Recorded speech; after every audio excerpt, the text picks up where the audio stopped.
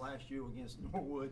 We just collided. We've been on circling each other for a while, and they're extremely well coached, and they know how to play. They know how to execute. They made big shots. That first half was probably one of the best high school games I've seen, just going back and forth. And I thought one time we had them on the ropes, and then they got a couple stick backs, and then we made a couple plays there to sort of slow the floodgates down a little bit. But I'm proud of my guys.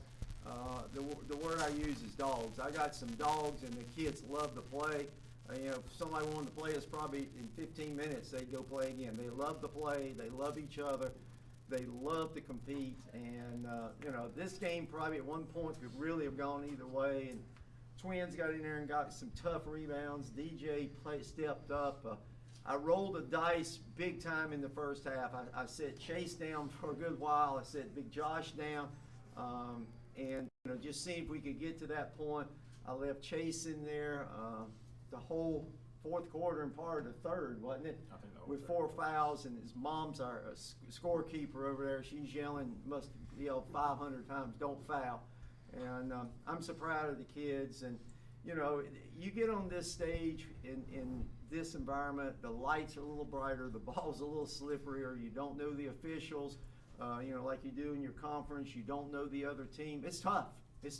And, I'm proud of the way we came in here, and we just found a way to get it done. Carson, you guys haven't had a lot of close games. You finally got one. How do you guys stay sharp and turn it on when you do get challenged? I think just competing.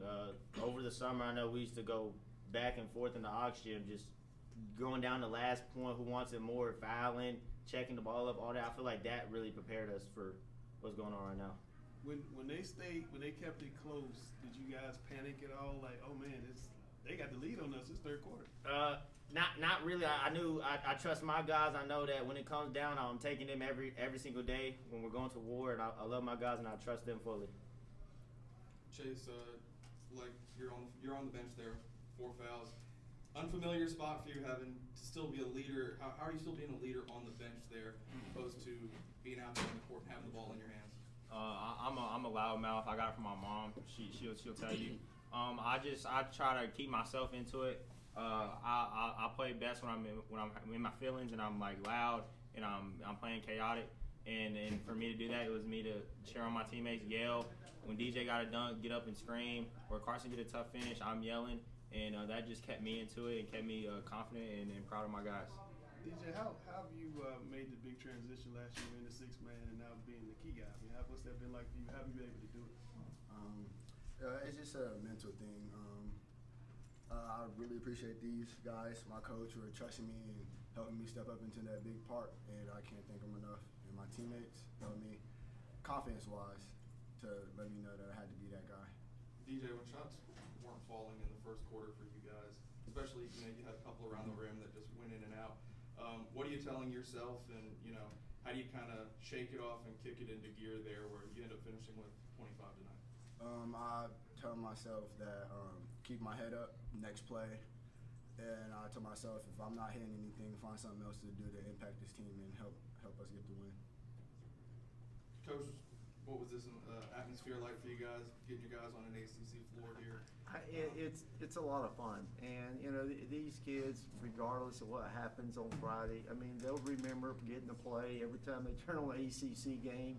They got to play in the big house, and I think one thing we had going for us coming in here. Now Hickory didn't back down at all, but we've been here before, and our first year in that regional, I went in the locker room. I've told this story last year. We're playing West Charlotte. There's no music on, and they're all looking at the floor, and their feet are patting, and we came out way too tight. They had the box in there blaring. I don't want to go in there. I hate the music, but I love these guys. And they got music going. They're dribbling. They're carrying on in there. And I try to say, if you can come and practice every day, and you approach the game the same way. If you're loose at practice, be loose at the game. And me getting old and near probably the end of my run, I let them wear the earrings in practice now. They play the music to the first part of practice until I start yelling at a JV player, and then somehow that box gets turned off. But I think it's me adjusting a little bit to them and understanding, their culture is a little bit different. It's not old school, and they were loose. I mean, Twins text me today, Carson did, he was watching video, we can do this, we can do that. And I just, you feel good that you got kids like this. These are some of the best of the student athletes you find, and we got STEM kids in there, great kids. I probably have only really raised my voice once or twice with them all year long, maybe in a huddle, play a little harder or something like that. But they get it and they understand the process pretty good. 71st on Friday. I'm sure you got a chance to watch them earlier today. What do you expect out of Friday night's game? I know not one player. I don't even know, and I'm superstitious like that. I'll download some tape tonight. I did print off both teams' rosters today. We played them this summer, and we played Hickory and we played 71st, so we're a little bit familiar with them. And we'll cram course it over 48 hours and have a little light workout tomorrow. And I mean, if you get to this level, everybody's good. And here's two teams that both 31-0.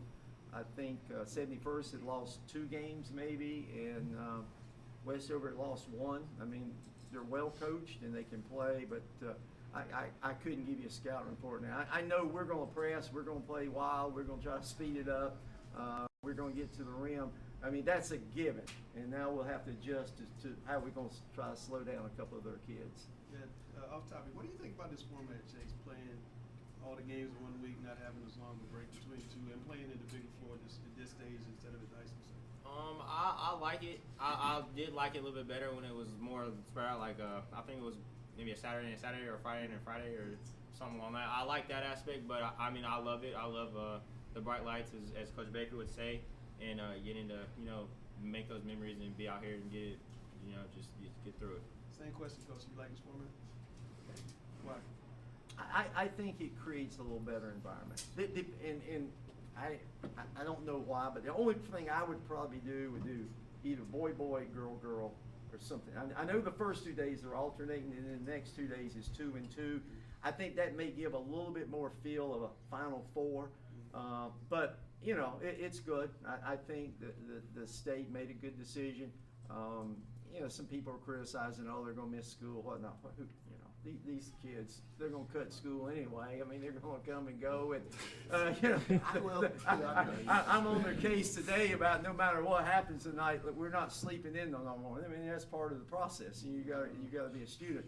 But I hope we get a chance to come in here and play well on Friday. And I love my kids, I love my team, and they're what student athletes should be about. Half of my team, probably 2/3 of, don't even know where the control room is in our building. If a kid misbehaves and sits to the control, they don't know. And I can't remember the last time any of my kids ever got suspended. And the culture is good. And I give these 3 young men a lot of the credit. The twins have been with me for a long time. They understand me. They set the tone. DJ is unbelievable talented, and big Josh in there. Josh never quite got going, but man, going down the stretch, he had a couple plays. And and you're playing a really good team like this, sometimes that's all it takes is 1 or 2 plays. Guys, thank you for your time. We will see you Friday.